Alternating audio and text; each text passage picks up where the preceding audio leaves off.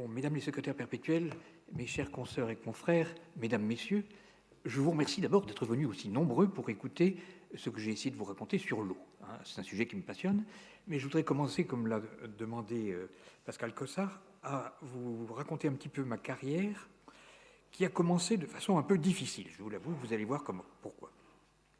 J'ai terminé ma carrière, c'est marqué là, comme professeur émérite de géologie appliquée à l'université Pierre et Marie Curie, et en particulier d'hydrologie, ce dont je vais vous parler. Bon, quand j'étais plus jeune, j'ai préparé des concours en faisant une préparation. Je voulais faire de la chimie. C'était une mauvaise idée, mais enfin, peu importe. J'ai pas réussi, dans la mesure où j'ai pas réussi d'intégrer une école de chimie, et je me suis retrouvé à l'école des mines de Paris. Pourquoi pas? Au bout d'un certain temps, j'ai suivi quelques cours de ceci, cela, et j'ai trouvé que la géologie était quelque chose d'absolument passionnant. Donc j'avais vraiment très peu de connaissances. Donc j'ai été fasciné par les professeurs de géologie. À l'école des mines, nous avions un enseignement qui était un enseignement de tronc commun, et puis ensuite on faisait des options. Alors moi, j'ai décidé que j'allais faire l'option géologie. Alors vous m'avez peut-être vu marcher, je marche avec difficulté. Aujourd'hui c'est terrible, mais même à 20 ans, je boitais déjà un peu. Donc je vais voir le professeur de géologie, qui est le professeur Jean Gogel, ingénieur général des mines, qui était un excellent géologue et un super professeur. Et je lui dis, monsieur, je voudrais suivre votre option. Il me regarde et il me dit, monsieur, vous boitez. Vous ne serez jamais géologue, sortez de mon bureau. C'était clair et net. Et puis je lui dis, bon, d'accord, est-ce que je peux venir m'inscrire et suivre les cours au fond de la classe en auditeur libre? Non, monsieur, vous ne serez jamais géologue, sortez. Bon. Donc le truc était clair et net. Donc bon, j'ai fait de l'hydraulique. Et puis, quand je suis arrivé à la fin de mes études, j'étais tombé amoureux d'une jeune femme qui faisait ses études à Genève. Elle est devenue ma femme après. Je me suis dit, qu'est-ce que je peux trouver à faire à Genève? Géologie, j'en vois pas tellement. D'abord, je n'étais pas géologue puisque je n'avais pas suivi les cours. Donc je me suis dit, à Genève, il y a le CERN, le Centre d'études et de recherche nucléaire. Je vais rentrer au CERN. Alors, bon, je vais voir mon professeur de physique de l'école des mines, qui était Bernard Grégory, et je lui dis, monsieur Grégory, est-ce que vous pouvez me faire rentrer au CERN? Il rigole et il me dit, mais attendez, pour devenir physicien nucléaire, il faudrait que vous fassiez quelques études de physique nucléaire. Donc, il m'envoie faire un DEA de physique nucléaire à Orsay. J'ai tenu 15 jours. Et après, je me suis aperçu que ce n'était pas du tout pour moi et que la physique nucléaire, c'était beaucoup trop compliqué, beaucoup trop difficile, beaucoup trop théorique, et que moi, je m'intéressais vraiment aux sciences de la Terre. Donc, j'ai été un peu déprimé et j'ai fait ce que fait tout le monde quand on est déprime, je suis parti au désert. Donc, j'ai passé 3 ans au désert, et le désert, c'était le Sahara, dans lequel je suis rentré dans une boîte de forage qui cherchait du pétrole au Sahara. D'ailleurs, on en a trouvé, ce n'était pas un problème à l'époque. C'était juste au moment où on a fait le boom pétrolier au Sahara. Je suis resté 3 ans là-dedans. J'ai travaillé aussi sur certains sujets de travaux publics en France, etc. Et puis, au bout d'un moment, j'ai trouvé une piste pour revenir à mon amour de jeunesse, qui était la géologie. C'était de faire une année supplémentaire de géologie appliquée que j'ai fait. Et puis après, je suis petit à petit rentré dans une carrière plus normale. Je suis rentré pendant 20 ans, je travaillais à l'école des mines de Paris où j'ai fait de l'hydrologie. Et puis mes 20 dernières années, je les ai fait à Paris 6 où j'ai enseigné la géologie appliquée. Non, déplaise à M. Gogel qui, le pauvre homme, était décédé depuis longtemps. Alors voilà, c'est un parcours qui n'est pas très linéaire. On n'arrive pas. Vous voyez, il ne faut pas croire qu'un académicien, il sait ce qu'il veut dès le départ et qu'il arrive là où il veut. Il y a des passages un peu difficiles. Mais ceci étant dit, je vais maintenant essayer de vous parler un peu d'hydrologie et essayer de vous montrer. Alors comment je fais pour arriver? J'ai besoin d'aide là. Quelqu'un peut m'aider pour mettre mon diaporama? Donc je vais essayer de vous montrer un peu quels sont les problèmes de l'eau à la surface de la Terre, en sélectionnant un petit nombre de problèmes, étant donné qu'on pourrait parler de 36 choses à la fois ou à la suite. Voilà, alors on va... Alors le titre que je vous ai proposé, c'est « Allons-nous manquer d'eau ? Incidence de la croissance démographique et du changement climatique ». Alors il faut que je vous dise une chose, c'est qu'une fois que je suis rentré à cette académie, j'ai fait, avec l'aide de pas mal de collaborateurs, 2 rapports qu'on appelait les rapports sur la science et la technologie. Les rapports restés, l'un c'était les eaux continentales, où je suis un peu essayé d'élargir le champ et de rédiger pour l'Académie quelque chose sur les eaux. Et le deuxième, ça s'appelait climat, alimentation mondiale et démographie, que j'ai fait avec Henri Léridon, qui est un confrère de l'Académie, qui est démographe, et qui est dans la salle. Donc c'est un peu à partir de ces deux éléments, le rapport sur les eaux continentales et le rapport sur l'alimentation mondiale et la démographie, que je vais vous présenter quelques idées qui nous étaient venues à l'occasion de ces raccords. Alors voilà une image de la planète que vous avez déjà vue, qu'on appelle la planète bleue. Planète bleue parce que, bon, il y a beaucoup d'eau, il y a les océans, il y a les nuages avec de l'humidité, etc. Mais si vous regardez les choses de façon un peu plus scientifique, voilà l'eau sur Terre. Donc vous avez ici, c'est une image évidemment de synthèse fabriquée par le service géologique des États-Unis, où vous voyez la planète dont on aurait extrait toute l'eau qu'elle contient pour la rassembler sous forme de 3 petites boules que vous voyez. Est-ce qu'il y a une flèche qui marche? Il n'y a pas de flèche qui marche. Enfin, vous voyez à gauche une grosse boule qui représente le volume des eaux salées, donc des océans. Non, mais ça ira comme ça. Hein. Et vous avez à sa droite une boule un petit peu plus, même assez plus petite, c'est l'eau douce. Vous voyez que l'essentiel de l'eau sur la planète est salée. L'eau douce, c'est pas grand-chose. Et en dessous de la goutte d'eau douce, vous avez une goutte que vraiment ne verront que ceux qui ont de très bons yeux, qui est l'eau douce non gelée. Parce que l'essentiel de l'eau douce se trouve sous forme de glace en Antarctique et au Groenland. Donc, si vous partez sur cette idée-là, il y a très peu d'eau disponible sur Terre. Je rappelle que les 4 planètes telluriques, c'est-à-dire Mercure, Vénus, la Terre et Mars, sont des planètes qui étaient initialement sèches. Hein, et l'eau est venue après. Alors, ce que je vous montre là, c'est les stocks. Nous parlerons des flux dans un instant. Alors, on peut se poser la question, d'où vient cette eau sur Terre? Puisqu'elle n'était pas là au départ. Quand s'est formée la Terre à partir de condensation de matériaux rocheux qui conduisent aux planètes telluriques, eh bien, il y avait peu ou pas d'eau. Alors, c'est donc qu'elle est venue après. Mais elle est venue comment? Alors, quand j'ai fait mes études de géologie, on me disait l'eau, elle est venue par un bombardement de la Terre dans les 100 premiers millions d'années de sa vie par des comètes. Donc l'eau, c'est de l'eau de la comète. Alors, je vous résume en quelques mots. J'espère que Pierre Ancrenas, mon confrère de l'Académie qui a dirigé cette mission, n'est pas présent parce qu'il me dirait que je le présente mal, pour vous parler de la mission Rosetta Philae, qui a été une mission de l'Agence spatiale européenne et du CNES, qui consistait à envoyer une sonde se poser sur une comète. Hein. Alors voilà le trajet de la sonde, voilà le Soleil, voilà la Terre. La sonde est partie en 2004 et elle est arrivée autour de la comète, comment elle s'appelle? Elle est imprononçable, Churyumov-Gerasimenko. Elle est arrivée le 12 novembre 2014. Alors voilà le trajet très très long qu'elle a fait pour y arriver. Et l'idée, c'était de poser un objet qu'on appelle Philae sur la comète et de faire des analyses, et en particulier de mesurer la teneur en deutérium de l'eau de la comète. Alors, ce que vous voyez sur cette image, c'est le module qui se pose. La sonde Rosetta est restée en altitude à observer tout ça. Mais si vous regardez attentivement le bras qui se trouve sur la gauche sur l'image, vous voyez qu'il se termine par un tire-bouchon. L'idée, c'était qu'une fois que l'objet se pose sur la comète, qui était de la glace, eh ben, on la fixe, on la vrille sur l'objet en faisant marcher ces tire-bouchons pour qu'elle s'ancre. Hélas, le principe était très beau, mais ça n'a pas marché. Ça n'a pas marché du tout. Hein. Alors, l'objet est arrivé sur la comète à la vitesse de 5 km/h, c'est-à-dire d'un homme qui marche. C'était quand même pas une vitesse énorme, mais elle a rebondi. Et elle a rebondi, comme la gravité de la comète est très faible, vous vous en doutez, eh ben, elle a rebondi d'1 kilomètre et elle est retombée un peu plus loin. Si elle avait rebondi une deuxième fois, c'était fini. Hein. Elle serait tombée dans l'espace et on ne l'aurait jamais revue. Fort heureusement, ce n'est pas ça qui est arrivé.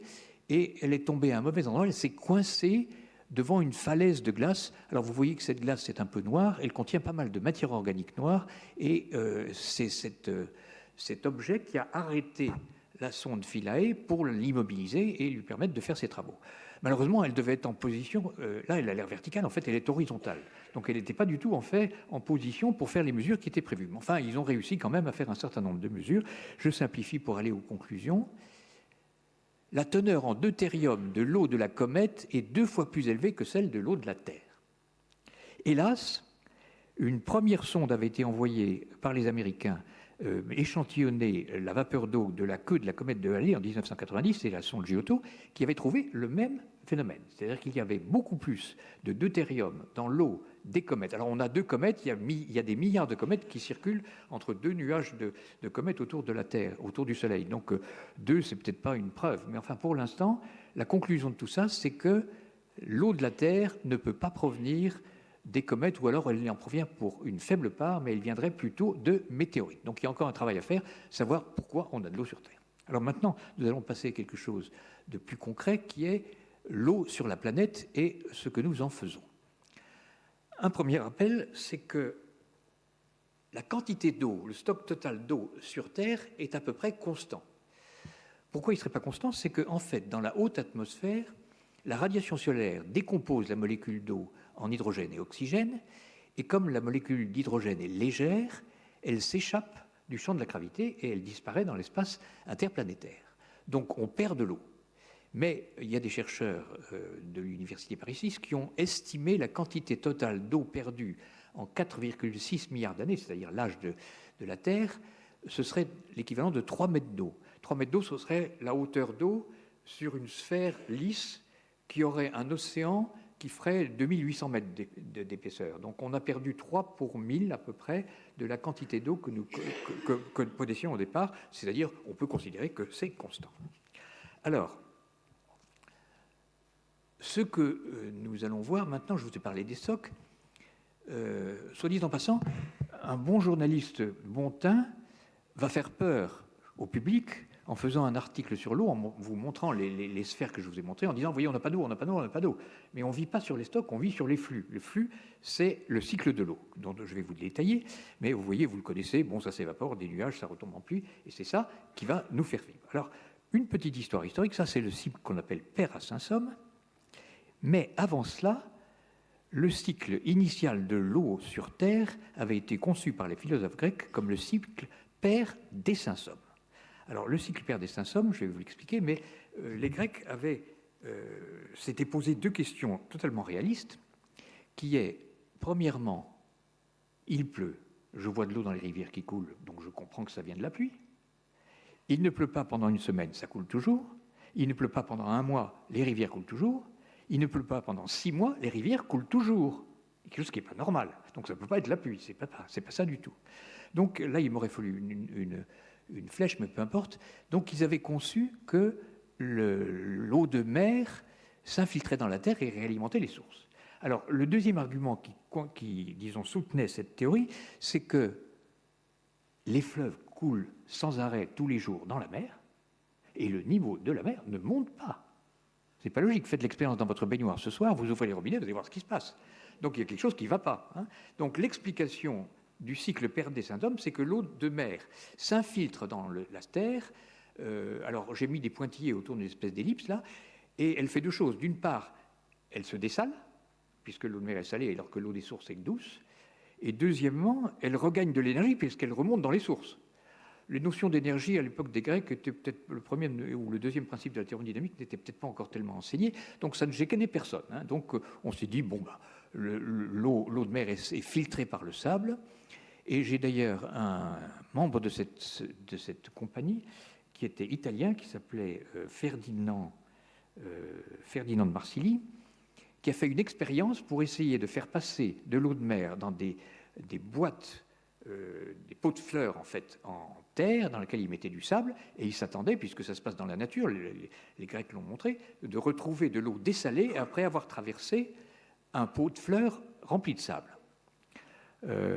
Il a mis 19 pots de sable, et puis il a trouvé que l'eau avait un goût un tout petit peu moins salé, et puis il avait mesuré la quantité, elle est un peu moins lourde. Donc il a dit voilà, donc le cycle de l'eau Père des Saint-Somme tel qu'inventé par les Grecs est le cycle réel, et ceci a perduré depuis le XVIIIe siècle, c'était en 1725. Ça a été présenté comme travail dans cette académie, parce que ce monsieur était membre de cette académie, et ça a été applaudi à tout rompre par les correspondants ou les membres de l'académie à l'époque. Donc vous voyez, c'est récent le cycle Père des Saint-Somme, et ça a été établi par 2 personnes, un Français qui s'appelait Perrault, qui a regardé la quantité d'eau de pluie qui tombe sur le bassin de la Seine, il a comparé ça au débit évacué par la Seine. Et il a vu qu'il pleuvait beaucoup plus d'eau sur le bassin de la Seine qu'il s'en écoulait dans la rivière. Donc il n'y avait pas besoin d'aller chercher de l'eau qui remonte en dessous par la mer. Le deuxième, c'est Halley. Halley, celui qui a donné son nom à la comète, il a essayé de faire le bilan en eau de la Méditerranée pour voir pourquoi le niveau de la mer ne monte pas quand les fleuves coulent dedans. Donc il a mesuré le débit du Rhône, du Danube, du Nil, du Danube aussi, enfin dans tous les grands fleuves, et il a fait une estimation à l'époque de combien d'eau douce arrivait dans la Méditerranée. Et puis, il a mesuré l'évaporation sur la Méditerranée. Pour ça, il a pris des bacs qu'il a mis sur la plage et il a vu combien il fallait rajouter d'eau pour que les bacs ne s'assèchent pas. Et il a vu que, effectivement, il arrivait bien moins d'eau douce par les fleuves que la capacité évaporatoire pouvait éliminer vers l'atmosphère. Donc, c'est au XVIIIe siècle, vers la fin du XVIIIe siècle, que ces travaux ont montré que le bon cycle, c'est celui-là, c'est le cycle Pérasassa. Alors, je vais un petit peu vous donner quelques chiffres. Voilà, vous avez en jaune, c'est dommage que je n'ai pas une flèche pour vous les montrer, mais enfin, vous verrez 113 000 km3 par an. Ça, c'est le volume d'eau de pluie qui tombe sur les continents. Hein. Ce n'est pas toute la pluie de la planète, puisqu'il y en a aussi qui tombe sur l'océan. Donc, ça, on n'en parle pas. 113 000 km3 par an. Pour vous permettre de regarder à quoi ça correspond, c'est 1250 fois le volume du lac Léman. C'est la quantité d'eau douce qui arrive sur les continents chaque année. Alors, si vous voulez, ah oui, sur le petit bout rouge, et ça vous fait la... Est-ce que je le verrai? Oui. C'est ça? Ouais, allez-y. Voilà. Oui, mais comme je ne vois pas le rouge, ça ne sert à rien. Excusez-moi, je suis daltonien. Alors, cet écoulement, on le sépare, mais ça c'est assez récent, on le sépare en eau verte et eau bleue. Et je pense que cette distinction, qui est nouvelle, hein, elle date de peut-être une dizaine d'années, elle est fondamentale pour comprendre les problèmes de l'eau sur Terre. Alors, ce qu'on appelle l'eau verte, c'est le chiffre de 73 000 km3 par an, c'est-à-dire à peu près les 2/3 de l'eau de pluie, qui arrive sur le niveau du sol, pénètrent dans le sol et sont, je dirais, stockés ou retenus par capillarité par le sol.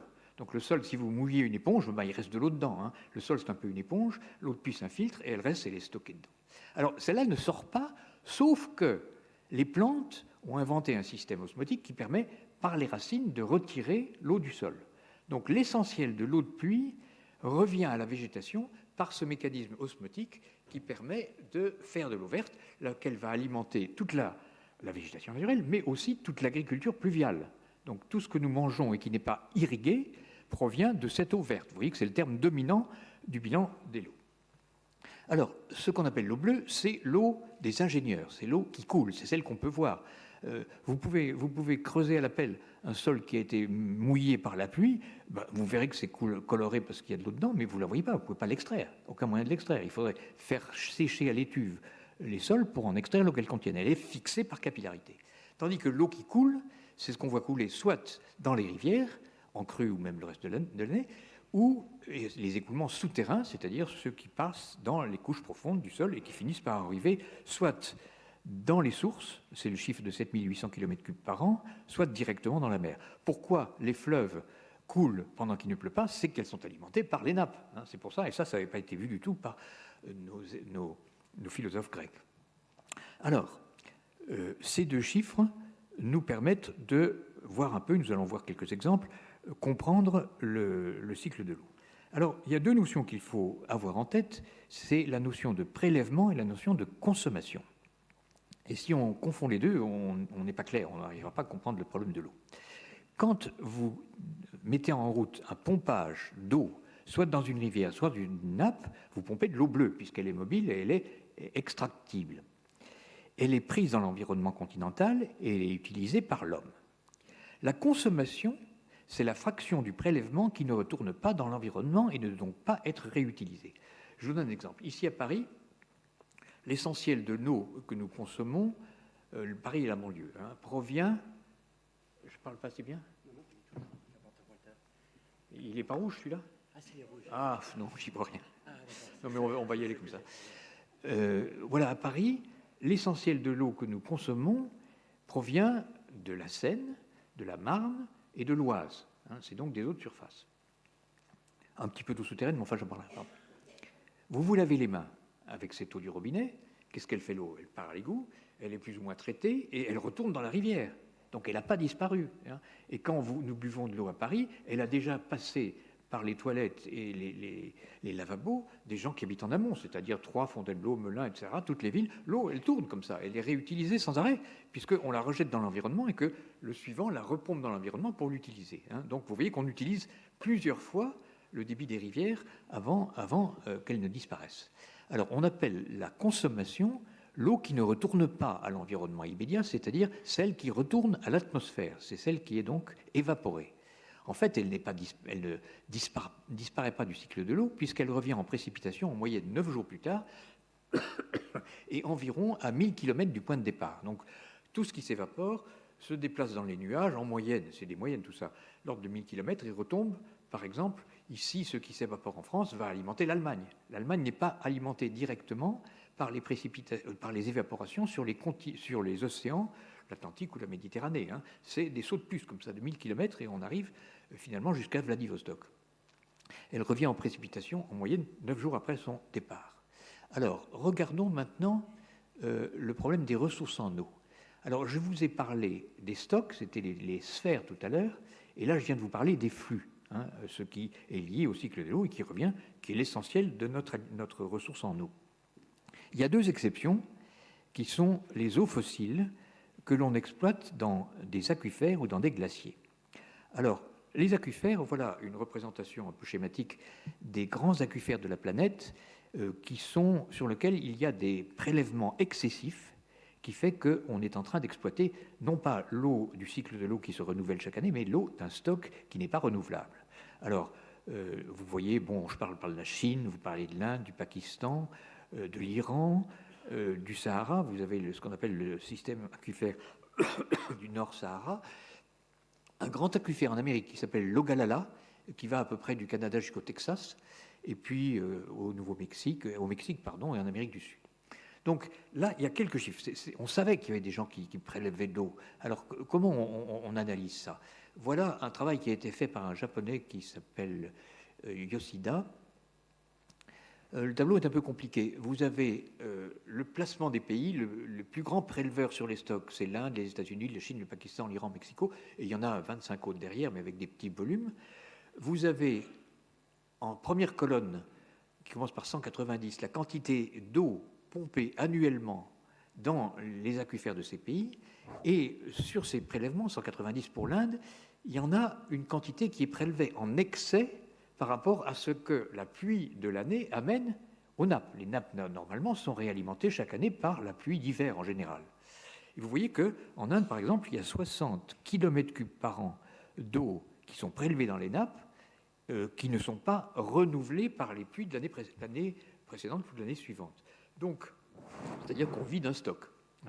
Alors, l'ordre de classement, c'est les pays prélevant le plus, et vous arrivez, si vous faites le total, non pas de ces chiffres-là, mais de tous les pays dans lesquels il y a un prélèvement sur les stocks, on arrive à 256 km3 par an d'eau qui sont non pas de l'eau du cycle de l'eau, mais de l'eau prélevée sur les stocks existants dans les grands aquifères. Et là, vous avez sur la dernière colonne le chiffre de 2510, qui est la consommation totale de l'irrigation sur la planète.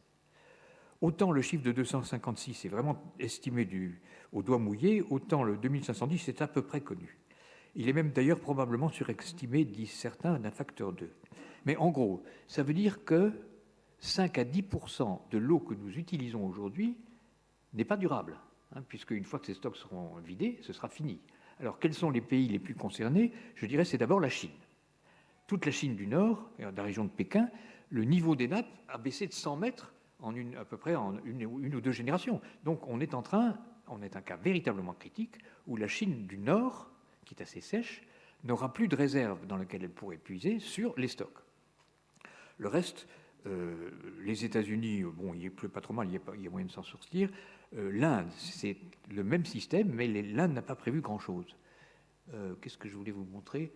Oui, alors je reviendrai là-dessus, mais donc là, il faut faire quelque chose. Ça, c'est les pays où on ne peut pas, de façon durable, continuer à exploiter des nappes et on doit trouver une substitution pour ne pas assécher ces ressources.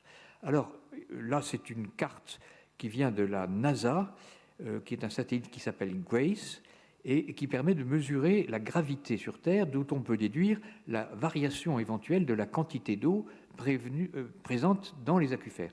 Alors, cette carte de Grace n'est pas tout à fait cohérente avec les chiffres que je vous ai montrés tout à l'heure, mais enfin, petit à petit, on est en train de pouvoir observer depuis l'espace la diminution des stocks dans les nappes souterraines grâce à cet outil qui va être renouvelé d'ici quelques années. Alors, le deuxième stock que nous exploitons, sans vraiment le vouloir, c'est les glaciers.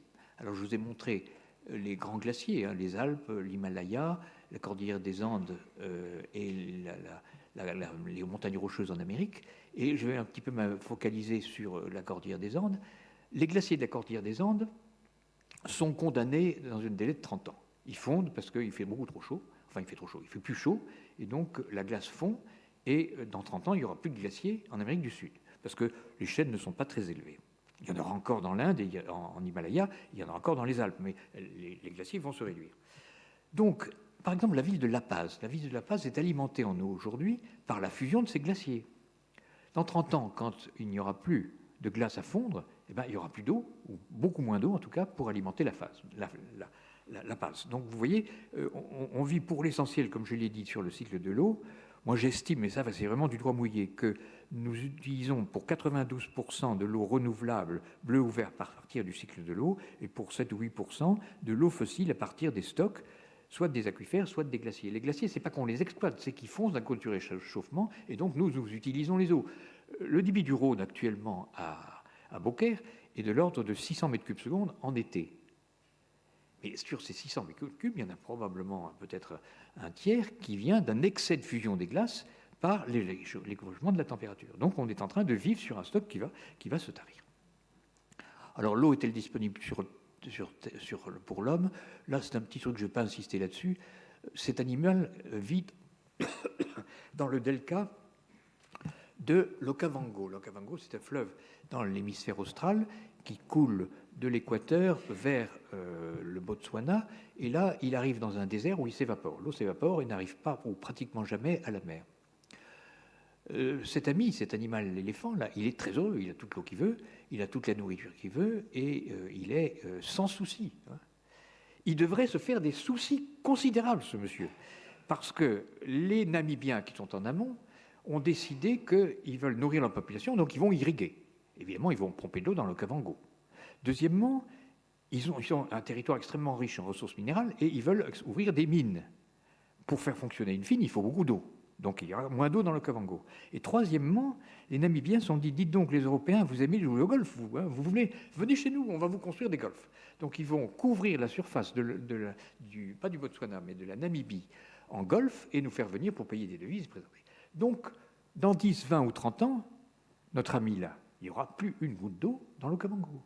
Donc ce que je veux dire par là, c'est que on peut utiliser l'eau, il n'y a pas de problème, elle est à la disposition de l'homme, mais il y a une certaine mesure à conserver si on veut conserver un certain nombre de biodiversités. Il ne faut pas se croire que parce qu'il y a de l'eau qui coule dans les rivières, on peut se permettre de la prélever et de l'utiliser à 100%.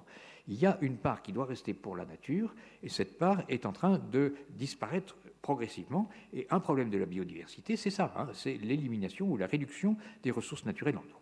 Alors maintenant, vite, on va parler de répartition des précipitations. Vous avez une carte qui donne la localisation des zones sèches. L'humanité, dans son ensemble, n'est pas très maligne. 21% de l'humanité habite dans les steppes et zones arides où elle dispose de seulement 2% des ressources en eau de la planète. Donc, si vous voulez, on va avoir des problèmes locaux, hein, c'est-à-dire qu'à l'endroit où il y a beaucoup de gens et pas d'eau, ça va marcher, hein, c'est clair. Hein. Et il y a des endroits où il y aura énormément d'eau et pas assez de gens pour l'utiliser. Donc on a un problème de répartition de la population, j'y reviendrai.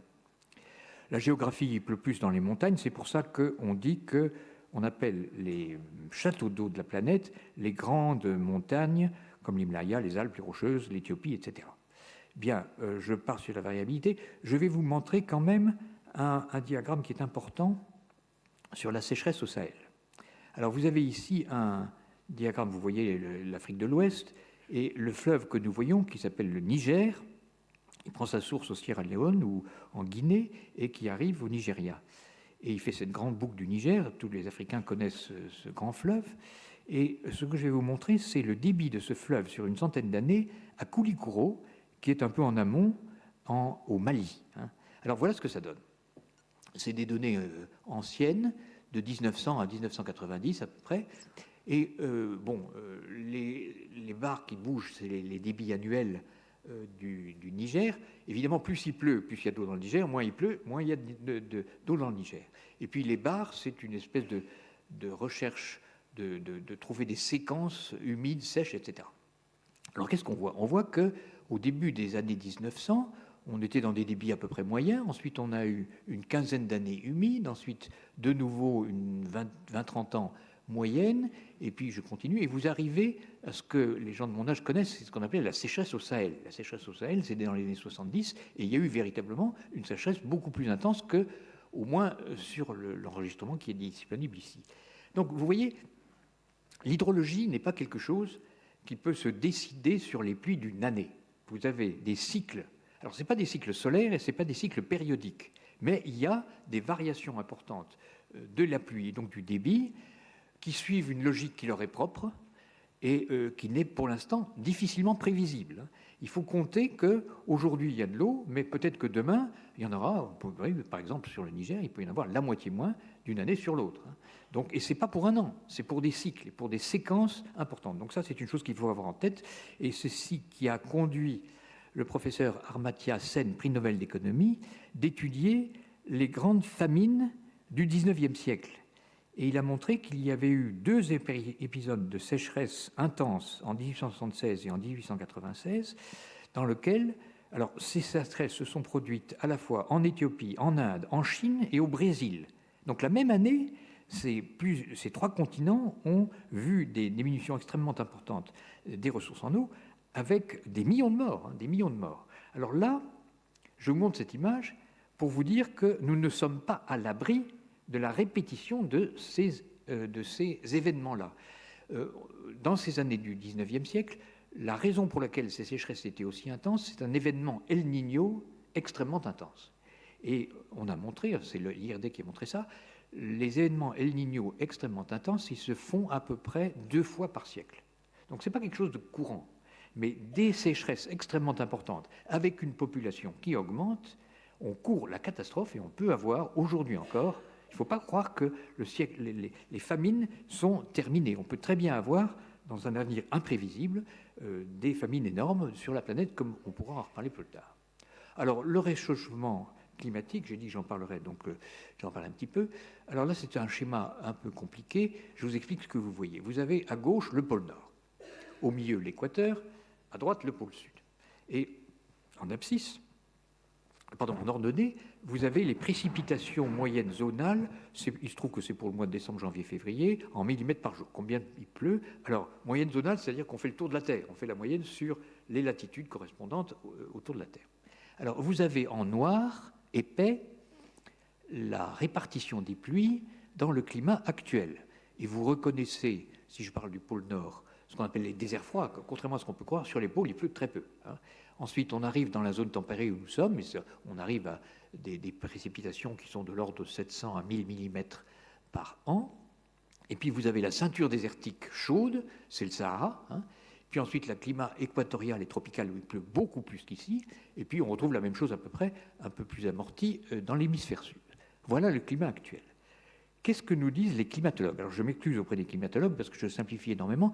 Si vous faites parler un climatologue des conséquences du changement climatique, vous n'allez rien comprendre.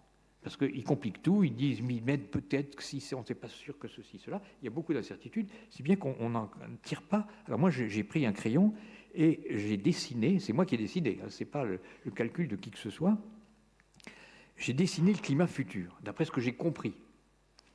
Alors, on voit d'abord qu'il pleut plus. La courbe rouge est au-dessus, en moyenne, de la courbe noire, en particulier dans les zones tropicales équatoriales, mais vous voyez un déplacement des zones climatiques.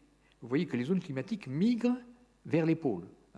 Donc, sur l'hémisphère nord, vous avez, en quelque sorte, la zone sèche qui se déplace. Alors, il va être que chez nous, mais en particulier en Algérie, eh bien, le désert va remonter. C'est un peu ça que ça dit. Alors, vous voyez que les 2 courbes rouges et noires dans l'hémisphère nord se croisent à peu près pour leur donner de 2 et quelques millimètres par jour. La latitude correspondante, c'est Lyon. C'est Lyon. Alors, c'est Lyon, mais les climatologues qui sont extrêmement prudents disent que c'est Lyon plus ou moins 1000 km. Donc on ne sait pas exactement où se trouve cette limite. Mais en gros, si vous voulez, en sud de Lyon, il pleuvra moins, au nord de Lyon, il pourrait pleuvoir plus, avec cette incertitude qu'on ne sait pas à 1000 km où se trouve exactement cette limite. Mais plus précisément, je vous montre ce qui se passe maintenant pour là. Ça, c'est des courbes données par le GIEC, où on voit la même chose. Vous voyez, il pleut. Alors le bleu, c'est qu'il pleut plus, et le rouge, c'est qu'il pleut moins. Donc on voit qu'il pleut plus dans les parties nordiques et qu'il pleut moins dans les parties et puis en jaune. Alors, si vous regardez de façon un peu superficielle cette image, vous voyez que le désert du Sahara, il est ici en bleu. Donc le Sahara va devenir vert. Il n'y a aucun problème, le Sahara va devenir vert. Oui, mais c'est des pourcentages. On va peut-être être entre 30 et 50% de pluie de plus au Sahara en 2100. Comme il ne pleut pas au Sahara, enfin il pleut 30 mm en gros par an, 50% de 30 mm en plus, ça fait rien du tout. Donc le Sahara ne va pas redevenir vert. C'est quelque chose qui est exclu, alors qu'il était vert il y a 6000 ans. Mais je vous montre maintenant les conséquences. Donc réduction importante de l'humidité du sol dans les zones méditerranéennes, évaporation plus élevée, pluie plus réduite, sécheresse agricole, c'est-à-dire plutôt estivale, incendie. J'ai fait un exposé comme ça un jour à Lisbonne, à la demande d'une réunion européenne, dans lequel tous les ministres de l'environnement des pays de l'Europe étaient venus écouter un peu ces histoires sur le climat. Alors j'ai fait cet exposé et j'ai parlé d'incendie. Il y avait le ministre grec de l'environnement qui était là et la forêt grecque était en train de brûler. Le type est parti en plan. Donc j'espère que je ne vais pas vous faire trop de peine en vous disant que les menaces d'incendie dans la zone méditerranéenne sont extrêmement élevées. Alors fusion des glaces, on en a déjà parlé. Influence du changement climatique, c'est si la température augmente et le CO2 augmente, il y a une légère augmentation des rendements des cultures en Europe du Nord, en revanche une réduction en Europe du Sud, et si on passe à plus de 3 degrés, il y a une réduction des rendements partout. On va perdre 110 millions d'hectares de terres cultivables dans la zone méditerranéenne, mais on va gagner 160 millions d'hectares au nord, dans la Sibérie et au Canada, du fait du réchauffement. Donc, non pas du fait des précipitations, mais du fait qu'il fait un peu plus chaud. Montée du niveau de la mer, voilà quelques chiffres, vous avez déjà entendu ça. Ça, je passe. Conséquences pour l'Europe. Alors là, je focalise un petit peu, c'est les mêmes données. Vous avez ici l'hiver et l'été.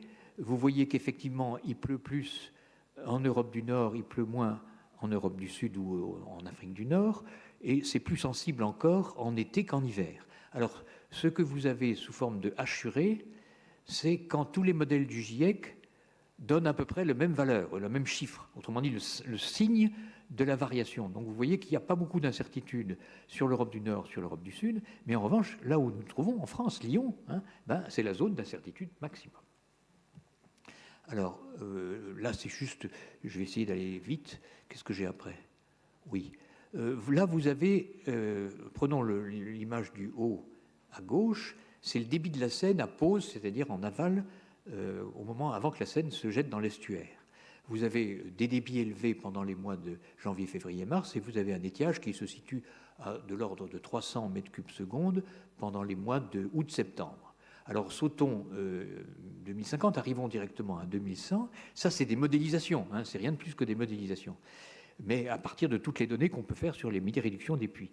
Et vous voyez sur l'image de droite en bas le débit de la Seine calculé pour 2100, et vous avez en bleu au-dessus, c'est la reproduction de l'image en haut à gauche, c'est-à-dire le débit actuel, et vous voyez que le débit de la Seine, non seulement il sera environ 2 fois plus faible qu'il n'est aujourd'hui, mais l'étiage se prolongera jusqu'à probablement novembre, alors qu'actuellement il s'arrête en septembre, fin septembre.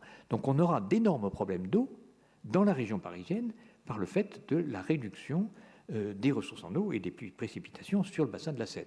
Et ailleurs aussi, en France, on pourra en parler. On s'attend en France à une baisse des débits d'étiage des rivières de l'ordre de 30% en été. Alors maintenant, je vous ai décrit un petit peu quelques données sur les ressources. Je voudrais vous montrer un petit peu comment nous utilisons l'eau sur Terre. Et pour ça, je vais vous commencer par un pays aride, qui est la Tunisie. C'est un pays que je connais bien pour y avoir travaillé pendant à peu près 1 an à aider les Tunisiens à essayer de résoudre leurs problèmes d'eau. Alors, quelques données géographiques, 164 000 km², 5 millions d'hectares cultivables, 1/10 de ces hectares sont arrosables, irrigables. il y avait en 2004 10 millions d'habitants, il pleut en moyenne 220 mm par an, alors que vous savez qu'ici il pleut à peu près 750, c'est pas grand-chose. Mais c'est une vision un peu erronée, dans la mesure où ce 220, c'est 500-600 dans le nord de la Tunisie et 0 dans le sud. Donc ça fait en moyenne 220. Mais là, le nord de la Tunisie est très arrosé. Alors, le total des pluies, c'est 36 km3 par an. Alors voilà le même schéma que tout à l'heure, c'est-à-dire au bleu, au vert, avec, c'est plus les continents, c'est la Tunisie qui est représentée là. Vous avez 36 km3 d'eau de pluie en jaune, 31 qui repartent à l'atmosphère. Donc l'eau verte, vous voyez, c'est l'essentiel de la ressource en eau de la Tunisie, c'est de l'eau verte, c'est pas de l'eau bleue. Et l'eau bleue, c'est 3 fois rien, c'est 5 km3 par an. Donc il y a très peu d'eau dans les rivières, les rivières ne coulent pas. Et faire de l'irrigation en Tunisie, c'est extrêmement difficile parce qu'on n'a pas beaucoup d'endroits où on peut pomper de l'eau. Alors, comment les Tunisiens se sortent-ils de cette mauvaise irrigation qu'ils ont? Alors, pour faire ça, on va remplir ensemble ce tableau qui est le bilan en eau de la Tunisie, dans lequel vous avez la population et la demande en eau. Alors, je vous donne tout de suite, pardon, le premier chiffre que nous allons examiner, c'est la demande alimentaire, c'est-à-dire l'équivalent en volume d'eau par an pour nourrir un habitant. Alors, ce chiffre-là, on avait beaucoup travaillé avec le groupe de travail sur climat, démographie et alimentation mondiale. Il faut savoir combien il faut d'eau pour produire la nourriture que nous consommons. Alors vous avez un tableau qui comprend une première colonne qui sont les produits végétaux, une deuxième colonne les produits animaux. Et vous voyez par exemple si je prends le riz, il faut à peu près 1500 litres d'eau pour fabriquer 1 kg de riz. Alors ce n'est pas de l'eau que l'on trouve en humidité dans le riz, c'est l'eau avec laquelle il faut arroser par la pluie ou par l'irrigation un plant de riz qui pousse dans la terre pour le permettre de mûrir, etc., d'évaporer et de fabriquer des céréales, enfin de la matière organique. Le maïs, c'est 700, les agrumes, c'est 400, les pommes de terre, c'est 100. Si vous avez un souci pour la quantité d'eau disponible sur la planète, mangez des patates. Vous allez sauver l'avenir de la planète en ce qui concerne de l'eau. Alors, je n'ai pas dit des frites, hein, des patates, parce que les frites, ça consomme de l'huile, ça ne va pas. Hein. Il faut manger les patates bouillies, ça c'est très bien. Alors, la colonne végétaux, c'est pas mal, mais vous avez la colonne animaux, là. Et vous voyez que 1 kg de bœuf demande 13 000 litres d'eau. Alors, ce n'est pas que le bœuf boit 13 000 litres d'eau, c'est que le bœuf, il consomme de la nourriture. Cette nourriture, dans un bœuf en bouche, c'est des grains. On donne du maïs, du blé, de l'orge, du soja, etc. Donc on nourrit les animaux à partir de la première colonne des produits végétaux sur lesquels il faut de l'eau pour la produire. Et donc vous voyez que un bœuf, c'est très gentil, mais c'est pas très intelligent. Vous lui donnez 1 kg de blé, il ne va pas faire 1 kg de viande de bœuf. Il va faire 50-70 grammes. Hein. Donc on perd énormément de la nourriture végétale quand on la transforme en nourriture animale. Alors si j'étais méchant, j'aurais mis une troisième colonne de l'autre côté, c'est le tigre. Alors, vous ne mangez pas du tigre tous les jours, j'espère. Il me paraît que c'est très bon. Hein. Mais si vous donnez à manger du tigre, qu'est-ce qu'il mange? Il mange du bœuf. Donc, vous donnez 1 kg de bœuf à un tigre. Le kilo de bœuf, il a déjà consommé 13 000 litres d'eau. Vous le donnez à un tigre, il va faire 50 grammes de viande de tigre. Donc, pour vous alimenter en viande de tigre, il faudrait des dizaines de camions-citernes, rien que pour faire un steak de tigre. Ne vous lancez pas dans la consommation du tigre. Alors, les autres animaux sont moins consommateurs. Le mouton, c'est un peu moins, la volaille, c'est moins, les œufs, etc. Alors, si vous voulez ceci, c'est très important parce que tout va dépendre de ce que vous mangez. Alors là, j'ai rempli le tableau avec vous. Nous sommes 10 millions de Tunisiens en 2004. Et si je calcule combien de couscous il leur faut, combien de moutons, ils ne mangent pas beaucoup de bœuf, combien de poulets, combien d'oranges, etc., j'arrive au chiffre gigantesque de 1450 mètres cubes d'eau nécessaires pour nourrir un Tunisien un an. 1450 mètres cubes d'eau, ça ne tient pas dans cette salle. C'est plus que ça. Donc, vous voyez, la quantité d'eau pour se nourrir est énorme. Et vous avez en jaune sur ce tableau le chiffre de la demande directe, c'est-à-dire l'alimentation en eau potable, par habitant, 55. Vous voyez que moins de 3 ou 4% de l'eau consommée par un Tunisien est de l'eau que vous voyez couler dans un robinet. C'est de l'eau agricole. C'est de l'eau agricole pour fabriquer la nourriture dont on a besoin. Alors, je vais un peu vite, vous multipliez le nombre de Tunisiens par la quantité d'eau qu'ils ont besoin, et vous allez soustraire la quantité d'eau apportée par l'irrigation, 2 km3, et le chiffre agriculture pluviale, c'est-à-dire l'eau verte qui est utilisée en Tunisie. Pour l'année 2004, on l'estime à 8 km3 par an. 8 et 2, 10, on a besoin de 15 pour faire vivre la Tunisie, déficit environ 4,5 km3 par an. Donc la vie en Tunisie est complètement dépendante d'importation d'eau qu'on appelle virtuelle. Parce qu'on ne va pas amener des camions d'eau ou des bateaux d'eau depuis Marseille jusqu'à Tunis pour alimenter en eau le déficit hydrique de la Tunisie. Qu'est-ce qu'on fait? Eh bien, les Tunisiens importent de la nourriture. La nourriture, c'est essentiellement du blé et de l'orge. Blé pour les humains et l'orge pour les animaux. Mais évidemment, cette nourriture importée, elle a nécessité de l'eau pour la produire. Donc on appelle l'eau virtuelle l'eau dépensée dans un pays différent de celui qu'il consomme pour fabriquer la nourriture dont on a besoin. Et vous voyez qu'en 2004, les Tunisiens dépendaient à 30% d'eau importée, cette eau importée provenant des pays riches en eau qui peuvent permettre d'exporter. La France exporte pas mal de céréales, et on verra ça dans un instant. Alors je passe à 2025. En 2025, les Tunisiens seront 12 millions. Au lieu de boire ou de manger pour 1450 m3 d'eau par an, c'est eux qui donnent les chiffres, ils disent on va manger comme vous. Nous, les Français, on mange à peu près pour 1700 m3 d'eau par an et par personne. Donc les Tunisiens diront, nous, on va faire comme vous. Et à ce moment-là, vous faites les mêmes chiffres et vous arrivez au résultat qu'environ près de 50% de l'eau nécessaire à l'existence de la Tunisie en 2025 sera de l'eau importée sous forme d'eau virtuelle. Alors, la Tunisie était autonome en eau environ en 1980, parce qu'ils n'étaient que 6,4 millions d'habitants. Ils avaient une consommation de 1150 m3 par an et par personne, et donc avec ça, ils avaient assez d'eau pour se nourrir et se laver. Mais ils ont fait deux choses. D'une part, ils sont devenus plus nombreux, ils ont presque doublé, et deuxièmement, ils ont modifié leur régime alimentaire. Ils sont passés de 1150 en 1980 à 1450 en 2004. Et en fait, si vous montiez un peu plus haut dans le temps, en 1960, un Tunisien, il vivait avec 600 m3 d'eau par an. Donc vous voyez, la modification des habitudes alimentaires a pu plus que doubler les besoins en eau de la population. Donc on va manquer d'eau dans le monde pour deux raisons. D'une part, parce que la démographie augmente, et d'autre part, parce que les habitudes alimentaires se modifient et qu'on mange de plus en plus de viande. L'essentiel de la cause de l'augmentation, c'est la consommation de viande. Alors, malgré tout ça, la Tunisie vit bien. Personne ne meurt de faim en Tunisie. Alors vous avez... Qu'est-ce que j'ai fait là? Non, ce n'est pas celle-là que je voulais voir. Vous avez ici une carte du monde qui est intéressante, qui a été établie par l'Institut international de gestion des eaux qui se situe au Sri Lanka, à Colombo, et qui a coloré un peu la planète en fonction des problèmes d'eau. Alors, tout ce qui est bleu, c'est qu'il y a de l'eau, il n'y a pas de problème, tout le monde a de quoi manger et boire, il n'y a pas de difficulté particulière. La zone rouge, vous la reconnaissez, c'est celle qu'on a déjà vue, c'est la zone sèche, que je vous ai montré sur le premier transparent. La zone rouge, il manque d'eau, c'est clair, personne n'a assez d'eau et on est obligé d'en importer. Mais vous voyez que ce n'est pas là que les gens ne mangent pas à leur faim.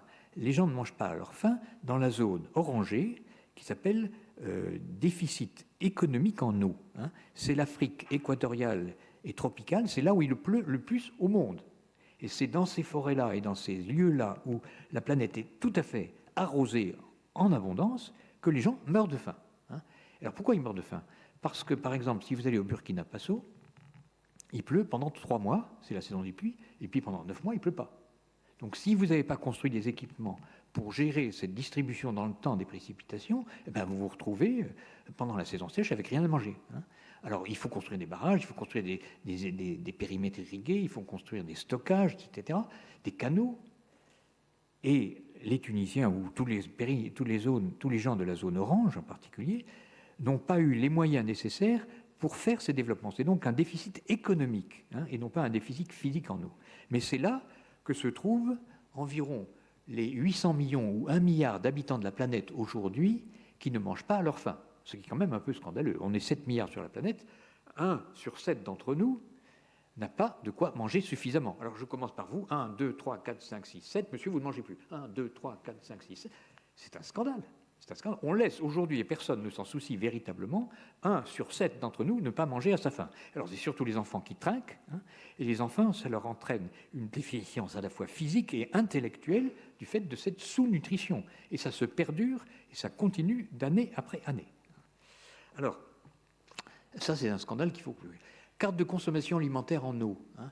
Donc vous avez vu la Tunisie à peu près à 1450, nous on est dans les 1500-2000. Bon, les Américains, ils sont plus, bien sûr, autour de 2000-2500. Mais regardez la Chine. La Chine, elle est à 600-800.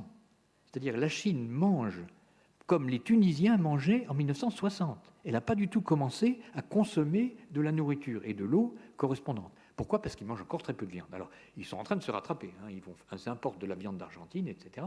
Et ils vont consommer de plus en plus. Mais vous voyez, la Chine, c'est quand même plus d'1 milliard d'habitants. Donc la modification des habitudes alimentaires par la Chine a une influence énorme sur le bilan en eau de la planète. Alors, consommation actuelle alimentaire, pays en développement, produits végétaux, produits animaux, pays en transition et pays développés. Pour faire une présentation courte, oui, j'arrive un peu au bout de mon temps, mais je vais me dépêcher. Nous, occidentaux, pays riches, nous consommons, d'après les diététiciens, environ 2 fois trop de produits animaux. Alors que les pays en transition seraient à peu près à 500 kilocalories par jour, c'est ça qu'il faudrait, et les pays en développement, en moyenne, sont inférieurs. Donc vous voyez, il y a un déficit alimentaire en protéines animales dans les pays en développement et une surconsommation dans les pays riches. Alors, pour vous montrer ça, je vais aller assez vite, c'est le bilan eau de la France. Donc c'est le même schéma que vous connaissez maintenant, la pluie, l'évaporation, l'eau verte, l'eau bleue, etc. Il pleut 480 km3 par an en France, 300 repartent à l'atmosphère sous forme d'eau verte et à peu près 180 s'écoulent sous forme d'eau bleue. Et notre consommation est de l'ordre de 100, donc on n'a aucun problème. Globalement, on n'a aucun problème en France. Il y a beaucoup d'eau, hein, et ce n'est pas demain la veille qu'on va manquer d'eau à l'échelle de la France. Il y a des régions de la France qui vont manquer d'eau, mais là, il faut qu'on se détermine pour aménager. Alors, consommation d'eau en France, vous voyez que l'essentiel de notre consommation, c'est la viande, je l'ai déjà expliqué. Vous voyez que l'eau domestique, elle est dans autre pour 9%, et puis le reste, c'est quand même de la nourriture, céréales, sucre, caoutchouc non. Bon. Alors, l'eau importée. Là, je vais vite. Je vous ai dit que la Tunisie importe entre 30 et 50% de son eau. Mais nous, qu'est-ce qu'on fait ? Voilà les chiffres.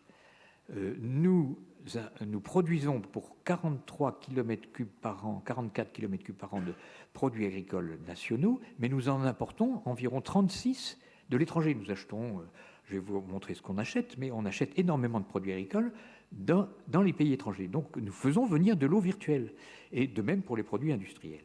Donc voilà le bilan. Nous consommons 106 km3 d'eau par an. Presque la moitié de l'eau est importée et c'est essentiellement de l'eau verte et essentiellement de l'eau agricole. Alors voilà la nature de nos importations d'eau bleue virtuelle. Le premier terme d'importation d'eau virtuelle en France, c'est le coton. Alors d'où vient le coton que nous utilisons en France ? Je vais faire réviser les leçons avant de faire une interrogation écrite, mais on produit du coton en Afrique, en Égypte, au Mali, etc. D'où vient notre coton ? Il vient d'Ouzbékistan. Pourquoi pas ? On a un accord commercial avec l'Ouzbékistan. Et l'Ouzbékistan, comment il fait pour irriguer ses champs de coton ? Il a asséché la mer d'Aral. Vous connaissez l'histoire de la mer d'Aral. C'est parce que les fleuves Sir Daria et Amo Daria qui coulaient dans la mer d'Aral ont été détournés pour arroser les champs de coton de l'Ouzbékistan. Alors moi je porte une chemise en coton, je ne sais pas si c'est votre cas, j'espère que vous avez tous de la soie ou de la laine, mais moi j'ai le tort de porter une chemise en coton. Donc vous pouvez me dire, et vous aurez raison, vous êtes responsable de l'assèchement de la mer d'Aral. Quand nous achetons du coton et des t-shirts dans les champs et qu'on les gaspille n'importe comment, tous les enfants ils s'achètent un t-shirt au moins tous les mois pour être dans la dernière mode. Hein.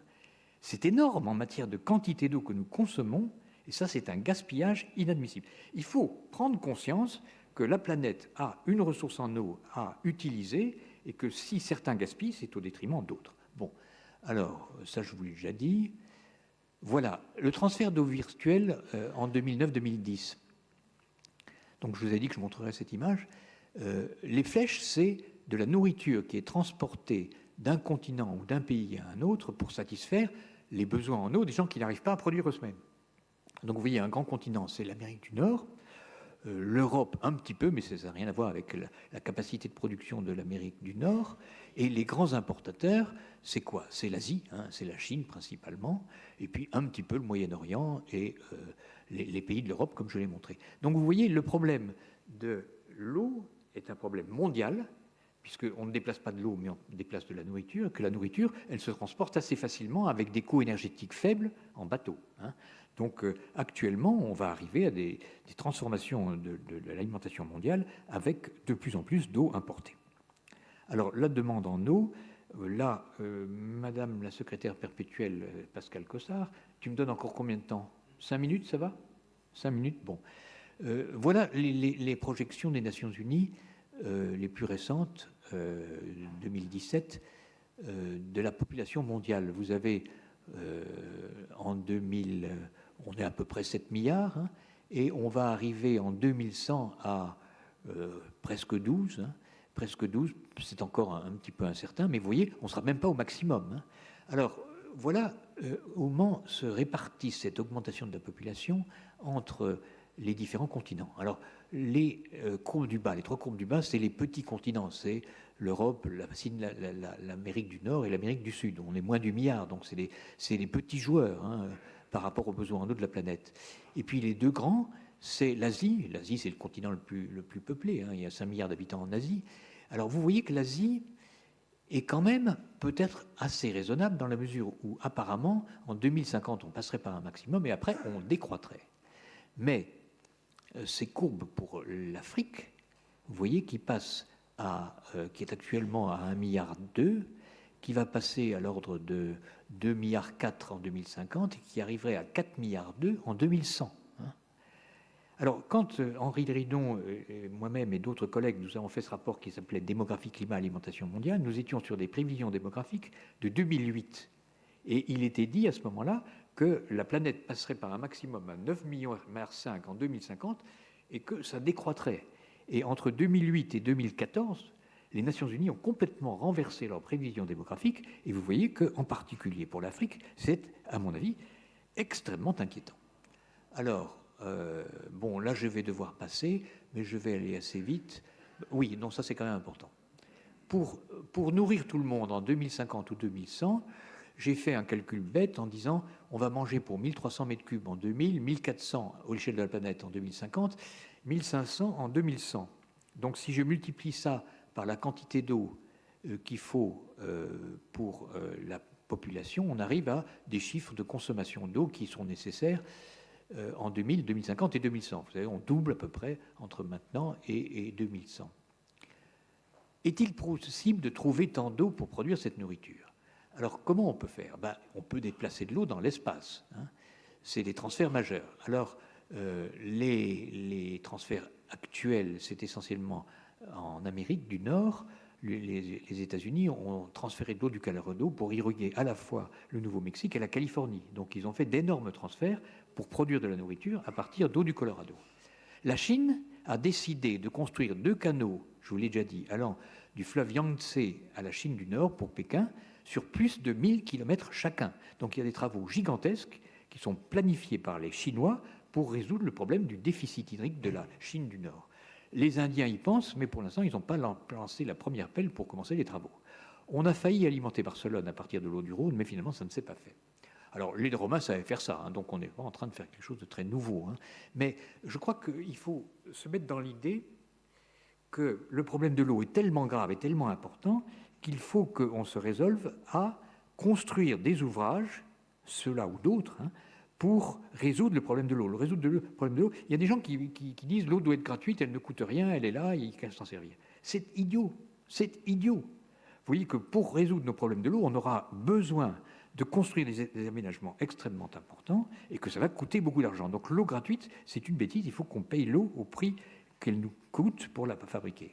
Alors, on peut la transférer, donc, je vous l'ai dit, par des déplacements d'eau, ou bien, je vous l'ai déjà expliqué, on peut déplacer de l'eau virtuelle. Si les terres agricoles sont disponibles ailleurs pour produire de la nourriture, voilà, on fait ce que je vous ai montré pour la Tunisie, on apporte de la nourriture. Mais il y a une troisième option qui revient sur ce que je vous ai dit. L'humanité n'est pas installée de façon intelligente sur la planète. 21% qui sont dans des zones où ils ont 2% d'eau.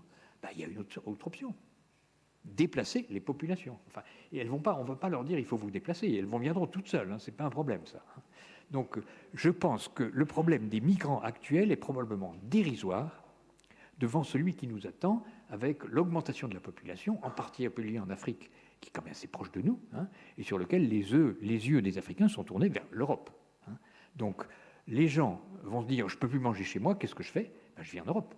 Donc, ce problème, il est incontournable, et il faut qu'on réfléchisse à comment on va lui donner une réponse qui soit humanitairement satisfaisante, ce qui n'est pas le cas aujourd'hui pour les migrants, vous le savez mieux que moi. Alors, déficit dans le temps, il faut stocker. Alors, on peut dire qu'on va stocker de l'eau dans des barrages. Les Chinois ont une idée intéressante, c'est de dire, en fait, je n'ai pas besoin de stocker d'eau, j'ai qu'à stocker de la nourriture. Donc, les Chinois ont décidé d'investir des milliards de dollars pour constituer sur la Chine des greniers avec du grain pour pouvoir maintenir une population en vie, même dans des années de sécheresse. Bon, je passe là-dessus. Je pense qu'on a assez...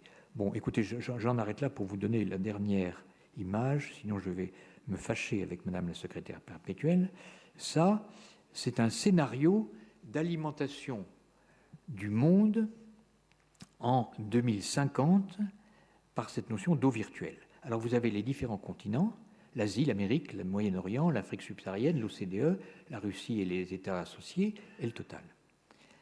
Il y a moyen de nourrir tout le monde si on demande aux continents favorisés de produire. Alors, quels sont les continents favorisés ? C'est essentiellement l'Amérique latine. L'Amérique latine est énorme, elle a beaucoup d'eau avec le bassin de l'Amazonie, et elle est très peu peuplée. Il y a 500 millions d'habitants en Amérique latine. Donc, on peut très bien faire produire l'Amérique latine suffisamment de nourriture pour alimenter les déficits qui se produisent essentiellement où ? Au Moyen-Orient et en Asie. L'Asie, en 2050, sera dans le même état qu'est la Tunisie aujourd'hui, incapable de se nourrir et devant importer une fraction considérable, à peu près un tiers ou un quart de la nourriture dont elle a besoin. Donc vous voyez que, je reviens sur ce que j'ai dit, on ne va pas manquer d'eau, il y a de l'eau sur la planète.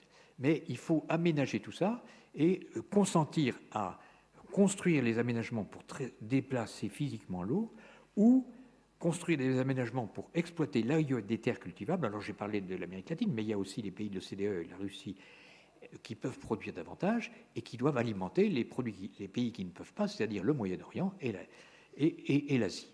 Je crois que je vais en rester là. Que se passe-t-il si les sols arabes sont aussi utilisés pour la production de biomasse énergétique ? Alors là, bonjour les dégâts. Alors je sais bien que nous avons beaucoup de gens qui sont favorables à la bioénergie, c'est très bien la bioénergie, mais il faut savoir que les surfaces exploitables de terre pour cultiver sont limitées sur la planète, et donc si on fait de la bioénergie, il n'est pas assez évident que nous puissions avoir de la nourriture. Donc il y a un conflit entre eau pour la nourriture, eau pour l'énergie, les sols, etc. Donc ma conclusion... non, elle est ma conclusion, elle doit être un peu plus tard. Non, j'ai perdu ma conclusion, c'est embêtant. Les sols sont le facteur limitant de la production alimentaire, pas l'eau. Il n'y a pas globalement, ça veut dire à l'échelle de la planète, de crise de l'eau, mais une forte tension sur les sols cultivables et la nécessité de les exploiter de façon à les faire produire. Alors évidemment, si on fait ça, eh bien c'est ce que je voulais vous montrer. Si je demande à l'Amérique du Sud de produire davantage de nourriture, qu'est-ce qu'ils vont faire ? Ils vont couper tout ça. Tout ça, c'est très joli. Mais voilà, on défriche et puis on plante des cultures commerciales. Donc, autant on emporte le vent. On peut nourrir la planète, il y aura assez d'eau, il y aura assez de terre pour le faire, mais à un coût environnemental ou biodiversité énorme. Donc il ne faut pas se cacher. Alors ça, c'était pour la forêt équatoriale. Je vous ai dit qu'on va exploiter 160 millions d'hectares d'Europe du Nord.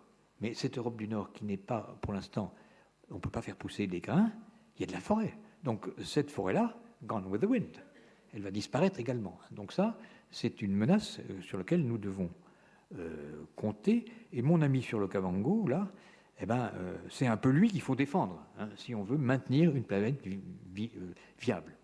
Je vous remercie de votre attention, j'ai été trop long, je le sais.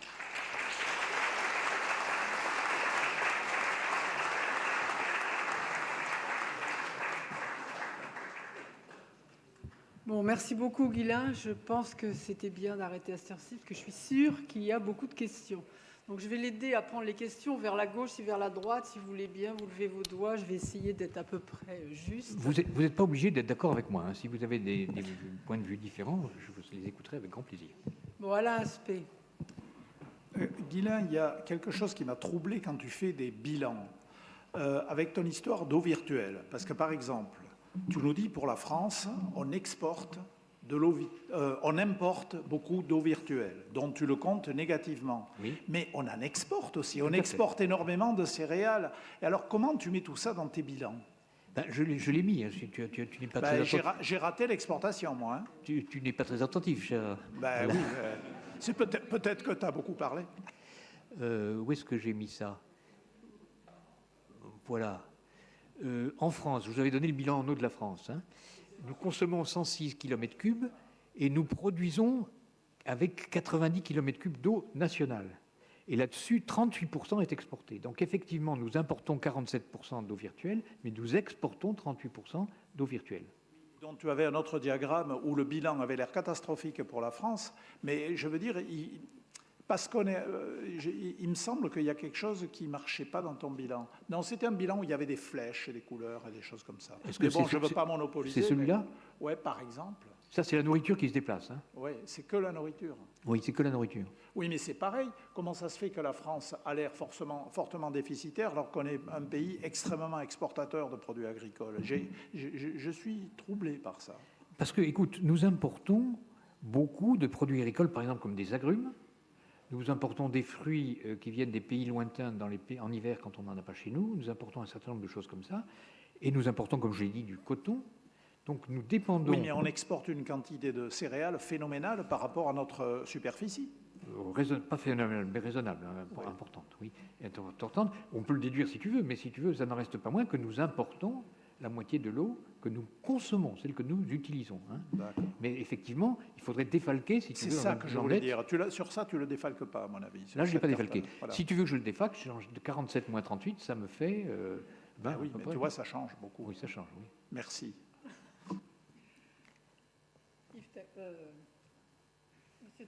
Oui, Guylain, tu as sauté les diapositives qui concernaient le dessalement de l'eau de mer. Il y a évidemment, tu les connais, des usines énormes, une à Alger, une en Sultanat d'Oman, qui ça dépense beaucoup d'énergie, mais pour faire de l'eau douce, à partir de l'eau de mer. Et quelles sont les perspectives de dessalement? Alors, le perspective du dessalement, j'avais effectivement quelque part, je ne sais plus où je l'ai mis, un transparent sur l'eau dessalement.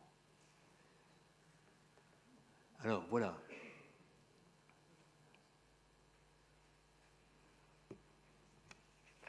Le dessalement de l'eau de mer coûte actuellement environ 70 centimes d'euros par mètre cube, ce qui est beaucoup trop cher pour pouvoir irriguer avec.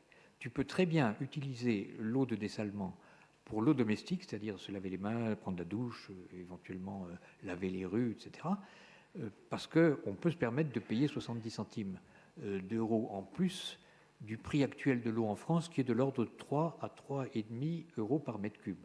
Bon, on rajoute 70, tout le monde va râler, mais enfin, on peut supporter une petite augmentation du prix de l'eau. Pour la nourriture, je vous donne un exemple. On a vu que pour produire 1 tonne de blé, il me faut 1000 mètres cubes d'eau. Donc, si je prends de l'eau de dessalement et que je la paye 70 centimes le mètre cube, il me faut 700 euros d'eau dessalée pour faire pousser 1 tonne de blé. Quel est le prix du blé sur le marché international? 200 euros. Donc on est 3 fois trop cher pour pouvoir faire de l'agriculture avec de l'eau dessalée. Alors l'Arabie Saoudite l'a fait, hein, parce qu'ils peuvent se le permettre, hein, mais ce n'est pas économique. On ne peut pas alimenter. Alors il y a d'autres pays qui le font. Les îles Canaries. Les îles Canaries dessalent de l'eau de mer, produisent des salades, lesquelles sont envoyées en avion en Allemagne pour nourrir les Allemands. Alors la quantité d'énergie et le prix de tout ça, évidemment les Allemands sont riches, ils peuvent payer. Mais c'est complètement non économique, hein, de dessaler de l'eau de mer et d'envoyer les produits par avion en Allemagne pour la consommer. Donc l'eau de dessalement se développe à environ 17% de plus chaque année, mais comme tu l'as dit pour Alger ou pour d'autres villes, pour l'alimentation des villes et l'alimentation en eau potable, pas pour l'eau agricole, ou alors vraiment des niches très particulières.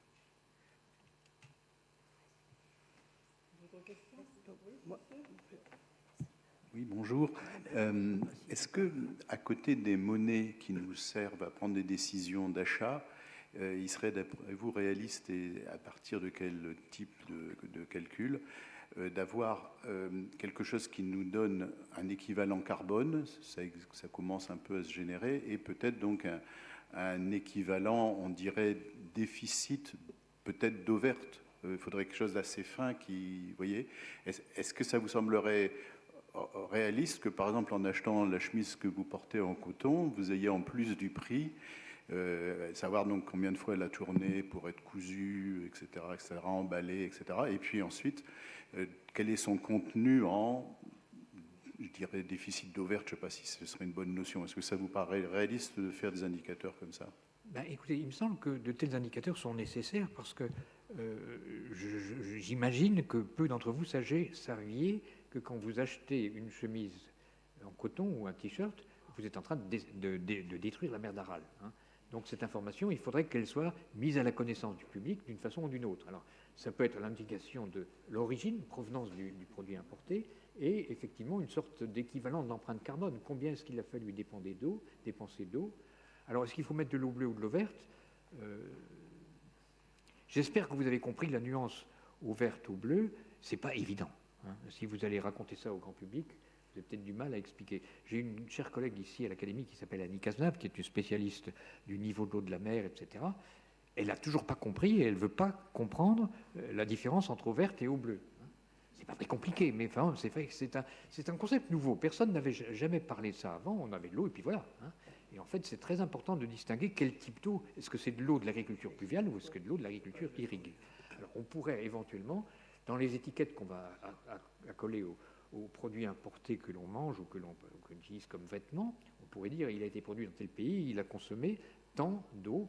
Le coton consomme énormément d'eau. Hein, donc, on pourrait obliger les fabricants ou les vendeurs de mettre une étiquette d'origine et de quantité d'eau consommée pour inciter le public à prendre des décisions sages.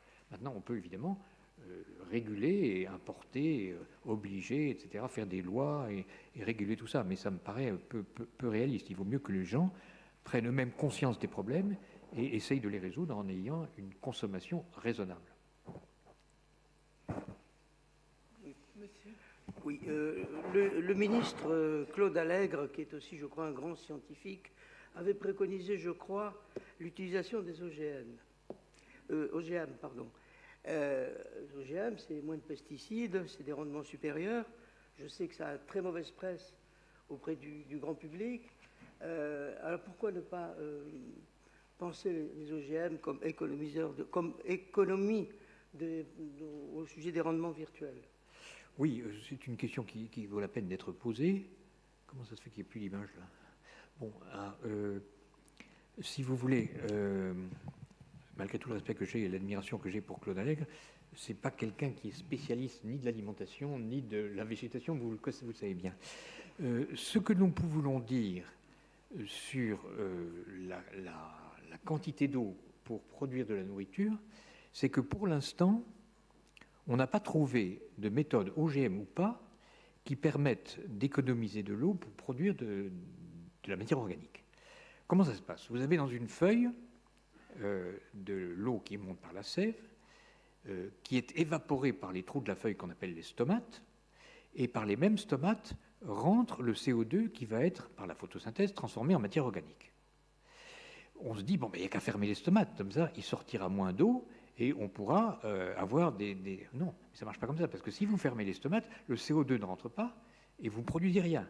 Donc il n'y a pas, OGM ou pas, de moyens d'ingénierie agronomique qui permettent de produire du blé en consommant moins d'eau. Alors on peut faire des OGM ou des sélections végétales qui permettent de résister mieux à la sécheresse, d'accepter des sols salés, des choses comme ça. Mais si vous voulez, le bilan en eau d'une nourriture qui serait produite par des techniques, quelles qu'elles soient, d'OGM ou de sélection naturelle, ne va pas nécessairement pouvoir diminuer grandement la quantité d'eau nécessaire pour produire de la matière organique. Ça, c'est les travaux de l'INRA qui ont montré ça. monsieur.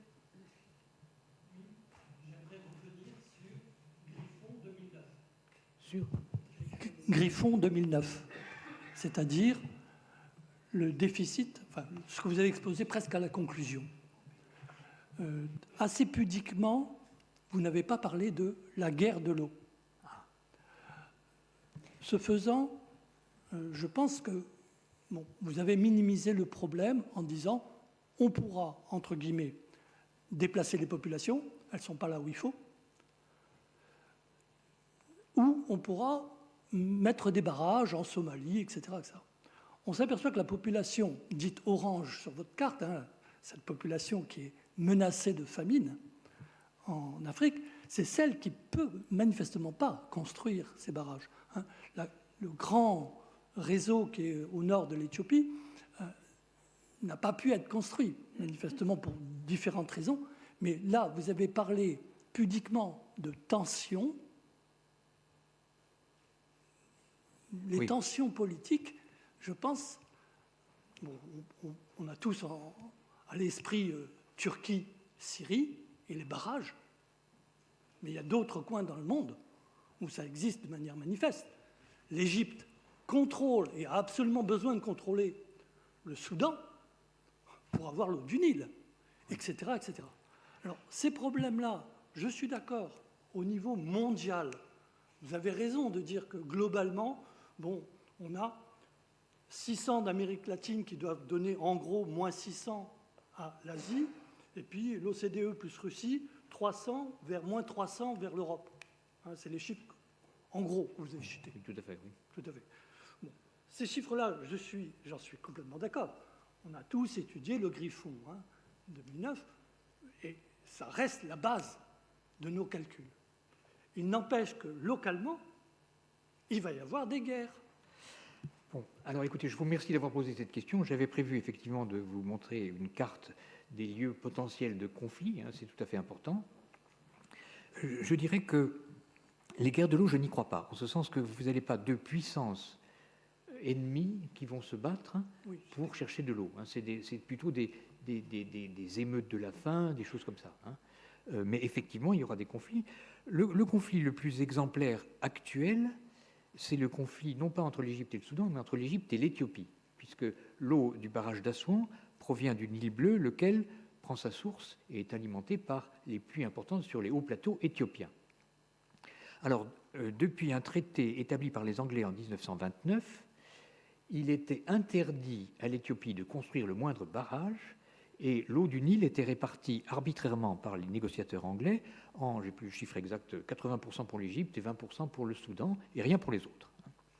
Et puis, depuis longtemps, les Éthiopiens disaient, écoutez, notre population, la population de l'Éthiopie est actuellement de l'ordre de 100 millions d'habitants, elle doit monter à 150 d'ici 2050. Et l'Égypte est à peu près dans les mêmes ordres de grandeur, mais elle doit s'arrêter à 125 millions en 2050. Donc les Éthiopiens ont dit, on va construire des barrages. Et les Égyptiens leur ont dit, si vous construisez des barrages, nous, on viendra les détruire. Donc là, c'était une vraie guerre de l'eau sur un objet physique qui était un barrage. Et quand les Égyptiens ont acheté des Rafales, j'étais persuadé que c'était pour bombarder le barrage de Renaissance que les Éthiopiens sont en train de construire à la frontière entre l'Éthiopie et le Soudan. C'est un énorme barrage, qui est un barrage hydroélectrique, aussi fait produire de l'électricité, et ce barrage était véritablement un affront pour les Égyptiens. Alors, au moment de Moubarak était très guerrier et il maintenait ce langage vis-à-vis des Éthiopiens en disant « pas question de construire un barrage, sinon, avec mes rafales, vous allez voir ce qui va arriver ». Les choses ont un peu changé avec l'élection du nouveau président égyptien qui s'appelle Al-Sisi. Et Al-Sisi est allé l'année dernière en Éthiopie et a passé un accord dont les termes sont pour l'instant secrets qui a permis aux Éthiopiens de construire le barrage de Renaissance, qui est financé par les Éthiopiens eux-mêmes ou leur diaspora. Il n'y a pas un sou étranger qui amène quelque chose pour ce barrage et qui va leur permettre de se développer, etc. Donc vous voyez, des guerres de l'eau, je n'y crois pas de cette façon. Un autre exemple, parce que la négociation permet toujours d'avancer. Et je pense que Moubarak a obtenu, enfin pas Moubarak, mais Al-Sisi a obtenu du président égyptien un troc en disant vous freinez l'eau et vous faites vos barrages, et nous, vous nous vendez de l'électricité, parce que l'Égypte a besoin d'électricité. Et ce barrage va conduire énormément d'électricité, plus que l'Éthiopie ne peut consommer. Donc ils ont dû faire un deal électricité contre eau. Hein. Mais bon. Mais un autre exemple, c'est le Bangladesh, pardon, non, le Pakistan et l'Inde. Ce ne sont pas des pays amis. Vous savez que chacun s'est armé de bombes atomiques pour pouvoir casser la figure à l'autre. Hein. Donc c'est des gens qui sont véritablement en conflit latent potentiel à cause du Cachemire, à cause d'autres raisons. Pourtant, il y a un fleuve commun hein, qui s'appelle l'Indus, qui est géré par une commission mixte indo-pakistanaise. Et cette commission a chaque année réussi à trouver un partage de l'eau entre les deux pays de façon à permettre de maintenir une paix et de maintenir une activité agricole et industrielle dans les deux pays. Donc jusqu'ici, les guerres entre pays de l'eau n'ont pas vraiment eu lieu. Hein. Il y a eu des conflits, mais pas vraiment de guerre, et je ne pense pas que ce soit ça. En revanche, je vous avais dit avec juste raison qu'il peut y avoir d'énormes conflits locaux. Alors je vais vous donner un exemple qui n'est pas véritablement un problème de l'eau, mais un problème extrêmement grave, qui est le massacre des populations Tutsis par les Hutus au Rwanda, qui s'est passé il y a une dizaine d'années. Vous savez qu'en un mois, il y a 800 000 Tutsis qui ont été passés par les armes, hein, ils ont été assassinés en un mois. Hein. 800 000, c'était à peu près, je crois que, je n'ai plus les chiffres, mais enfin c'était un pourcentage significatif de la population. Alors tout le monde a dit, c'est un conflit ethnique. Les Hutus et les Tutsis ne s'entendent pas, etc. Ils se sont battus et ça n'a rien à voir avec les problèmes. Ce n'est pas un problème d'eau, mais les agronomes belges avaient prévu ce conflit environ 10 ans avant qu'il ne se produise, et ils avaient montré que, c'est un géographe américain qui s'appelle Jared Diamond, qui a montré ça. Il dit, oui, il y a un conflit ethnique, mais il a été monté en épingle. Mais la cause première du conflit, c'est un manque de ressources alimentaires. C'est la production agricole dans la région, c'était cultivé autant que faire se peut avec les techniques agronomiques dont il disposait à l'école, mais la production alimentaire par tête de pipe avait commencé à monter de 1960 à 1980, malgré la croissance de la population en même temps, et puis après 80, la population continuait à croître à plus de 2% par an, et ramenée au nombre d'individus, la production alimentaire s'était mise à chuter. Et donc c'est un conflit, en fait, de ressources alimentaires, d'après Jared Diamond et d'après les agronomes belges qui avaient prévu la chose, qui a engendré ce conflit. Et donc je crois qu'effectivement, des problèmes de la faim, les problèmes de l'alimentation, les problèmes de déficit peuvent se traduire. Là, c'était des sols, c'était pas vraiment l'eau. Hein. L'eau, le Rwanda est un pays très humide. Mais ça peut se produire. Et la carte que j'aurais dû vous montrer, que je n'ai pas amenée, c'est les zones de conflit potentiels. C'est plutôt des conflits de cette nature. C'est des conflits internes. Des conflits tribales. On alimente ça en conflit tribal et les gens s'entretuent pour une cause première qui est un déficit alimentaire. Donc ça nous pend au nez, hein, et ça peut se produire alors, dans les pays où la croissance démographique est importante. Et pour l'instant, comme je vous l'ai montré, c'est l'Afrique subsaharienne qui est la plus menaçante de ce point de vue-là. Donc ça, c'est un vrai problème et c'est un vrai... Alors, vous disiez les migrants. Qu'est-ce qu'on fait dans ce cas-là ? Qu'est-ce qu'on fait quand il y a un conflit qui tend à se mettre en place dans un pays quelconque et qu'on voit un conflit dit ethnique, mais qui en fait qui n'est pas? Et comment on va régler ces problèmes-là? Je pense qu'on n'a pas du tout réfléchi à l'heure actuelle à la façon dont on va gérer ces afflux éventuels de population qui sont chassés de ces œufs par la sécheresse, par le manque de nourriture, par le montée du niveau de la mer. Les gens du Bangladesh, hein, avec 2 mètres de plus du niveau de la mer, où ils vont aller? Il faut bien qu'ils se déplacent. Ils ne peuvent pas rester chez eux. Il n'y a pas moyen. Hein. Donc comment on va faire, hein? Donc ça, je crois que c'est un problème énorme que nous devrions anticiper et non pas résoudre mal en laissant des migrants couler dans des bateaux qui traversent la Méditerranée. J'ai été loin à la réponse, excuse-moi. Monsieur qui a une question. Bonjour, je suis Thierry Gaudin. J'anime une association qui s'appelle Prospective 2100. 2100. Oui. Alors, je vais dire que je suis complètement d'accord avec votre exposé, qui rejoint d'ailleurs des conclusions de l'OCDE, qui a pondu il y a 2 ans un rapport Securing Livelihood for All, et qui donne quelques ordres de grandeur qui rejoignent les vôtres, mais les vôtres sont plus précis. Donc, je voulais manifester cet accord et espérer que ce que vous faites sera suffisant pour alerter les responsables, que ce soit des responsables d'entreprise ou des responsables politiques, sur le fait qu'il est urgent de s'occuper du long terme, que nous sommes en train de créer une situation qui ne pourra déboucher, compte tenu de ce que vous avez dit, que sur des catastrophes. Et comme vous l'avez précisé, pour l'instant, nous n'avons pas de solution pratique. C'est-à-dire, on sait qu'il y aura des centaines de millions de migrants, on ne sait pas où ils vont aller, et on peut raisonnablement penser que c'est une cause possible de massacres tout à fait comparables à ce qu'on vient d'évoquer. Voilà ce que je voulais dire. Oui, vous avez absolument raison. Je vais vous raconter une petite histoire sur un colloque au Collège de France qui a eu lieu il y a environ 1 an et demi, 2 ans, qui était les problèmes de gouvernance de très long terme. Et celui dont vous parlez est dans l'État, mais il y en a d'autres. Il y a, par exemple, les gaz à effet de serre.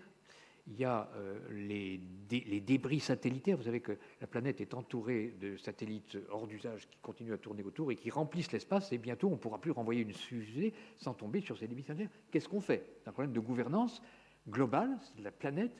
Il y en a plein, il y en a beaucoup. Alors, le colloque a quand même commencé par rappeler ce qu'avait dit et énoncé Condorcet, qui est que la démocratie est par définition myope. L'espace de vue prospective d'une démocratie est égal à la durée du mandat électoral des élus. Donc demander à quelqu'un qui est élu pour 5 ans de réfléchir à un problème des 150 ans ou des 100 ans qui viennent, ou même des 20 ans qui viennent, c'est pas possible, ça ne marche pas. Et ça se confirme. C'est assez amusant. Il nous avait raconté que les Anglais avaient compris, comme Condorcet l'avait dit, que la démocratie, c'était le court terme. Or, la politique étrangère anglaise, c'est quelque chose de long terme et quelque chose de très important pour la couronne. On ne fait pas de la politique étrangère sur 5 ou 10 ans. Donc, ils avaient fait quelque chose de malin, qui ne me plairait peut-être pas. Ils ont dit, on va retirer la politique étrangère du Parlement et on va la donner à la Chambre des Lords, parce que les gens des Lords ne sont pas élus, donc ils restent longtemps, donc ils peuvent avoir une prospective à long terme. Mais ce n'est pas très démocratique, ça. Alors ça n'a pas duré. En France, on a voulu faire la même chose avec un Sénat qui aurait été plus long et qui aurait pu prendre ces décisions de long terme. Mais pour l'instant, on n'a pas de solution. Ce problème de la démocratie à long terme. Alors, ce qui m'a un peu déçu, c'est que l'un des orateurs de ce colloque, c'était Rosan Vallon, qui est un homme extrêmement intelligent, extrêmement, c'est un philosophe remarquable, et qui avait pris le problème avec le bras-le-corps. Et il a dit, il n'y a qu'à créer une académie du futur. Alors, j'ai la chance ou la malchance, je ne sais pas, d'appartenir à plusieurs académies, celle-ci, l'Académie de technologie, l'Académie de culture. Je n'aurais pas beaucoup de confiance qu'une académie, quelle qu'elle soit, ait la compétence, l'autorité et la sagesse de savoir mener une politique à long terme. Donc, je pense que pour l'instant, le problème est entier, malgré toute l'estime que je porte aux réflexions de M. Rosan Vallon. Il y a une dame devant toi. Madame. Oui, ma question c'est, est-ce qu'il n'y a pas des ressources souterraines qu'on pourrait exploiter? Est-ce qu'on sait les repérer? Et deuxièmement, Rosan Vallon, je ne pense pas qu'il comptait confier la gestion du futur à l'Académie, il comptait collecter des réflexions. Alors, les ressources en eau souterraine, j'en ai un petit peu parlé avec les grands aquifères qui sont, pour certains d'entre eux, surexploités.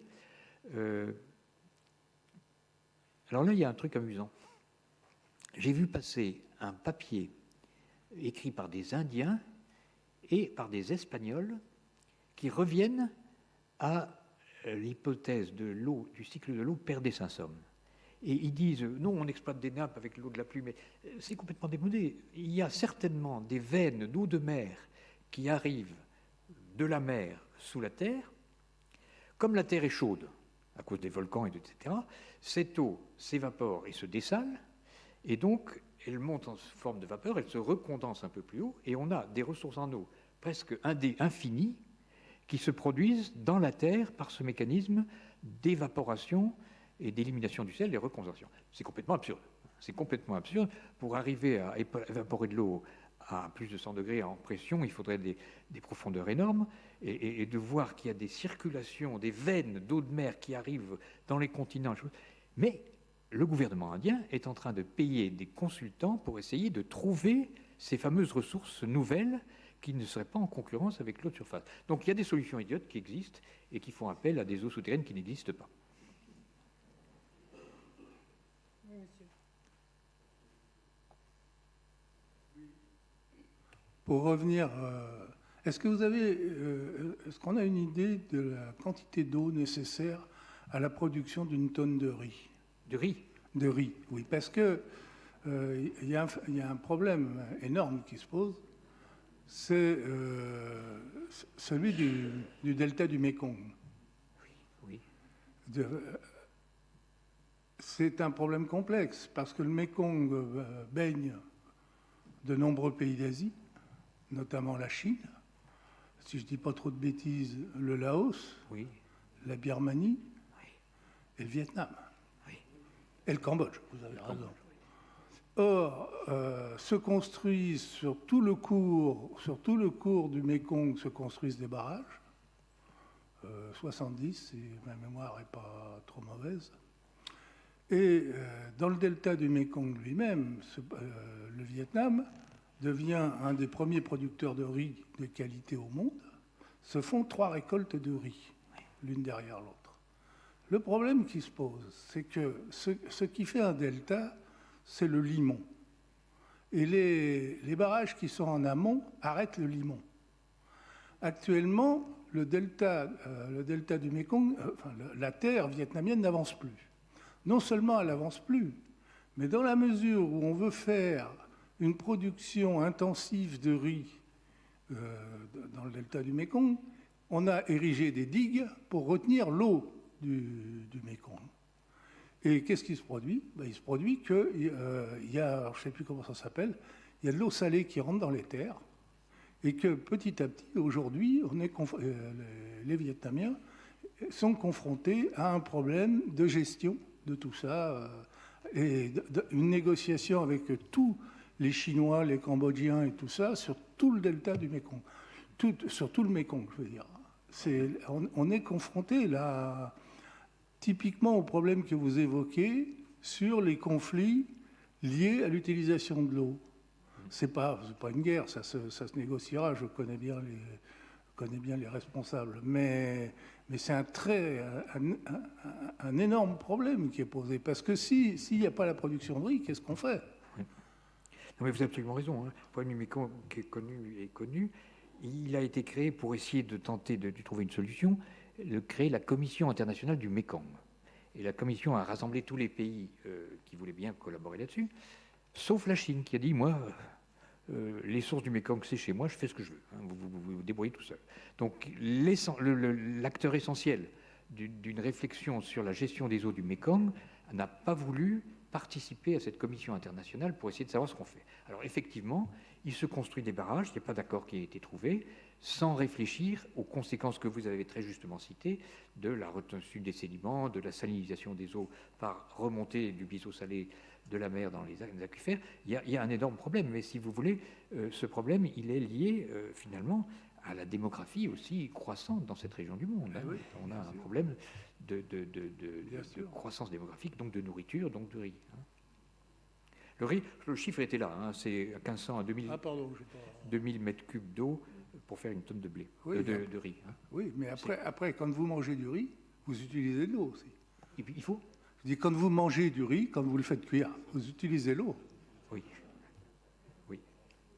Bon, j'ai l'impression qu'on a fait le tour des questions, non? Il y a encore 2 questions, allons-y.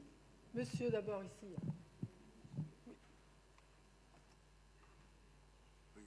J'aimerais revenir sur votre remarque que vous avez changée à l'ONU, je crois, les courbes de prévision de la population d'Afrique. Alors ça, je suis très étonné, parce qu'il y a des guerres, il y a des sécheresses, voilà, oui, c'était celle-là. Qu'est-ce qui a fait que les Nations Unies ont changé tout ça? Quels sont les éléments, à votre avis? Alors, parce que ça change tout, bien sûr, parce que si migration il y a, ce sera évidemment essentiellement de l'Afrique. Et j'aimerais savoir par quel mystère ils ont changé tout ça. Oui, je pense qu'il y a dans la salle, je ne sais pas s'il est là, Henri Léridon, qui est démographe et qui connaît bien les travaux des Nations Unies. Je ne sais pas s'il est là, s'il veut répondre. Il est là. Henri, tu veux répondre? Oui, ce qui fait la croissance démographique, c'est essentiellement le maintien d'une fécondité élevée. Et la mortalité a peu d'impact. Et donc, si les Nations Unies ont plutôt révisé à la hausse leurs projections, et notamment pour l'Afrique, c'est parce que la fécondité, se sont-ils aperçus, baissait moins vite que ce qu'ils croyaient quelques années plus tôt. C'est le vrai problème de la transition démographique en Afrique. La fécondité ne baisse que lentement là où elle baisse. Il y a même des pays où elle n'a pas commencé à baisser du tout. Merci, Henri.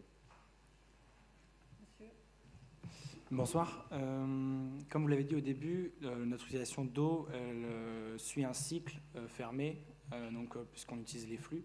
Je voulais savoir quel était votre avis par rapport à la pollution des eaux et est-ce que ça ne pourrait pas perturber ce flux du fait des rivières polluées, de terres qui sont polluées, etc. Est-ce que ça poserait un problème et du coup une baisse de disponibilité des flux en eau en fait? Madame la secrétaire perpétuelle, vous me donnez 1 heure de plus pour répondre à la question.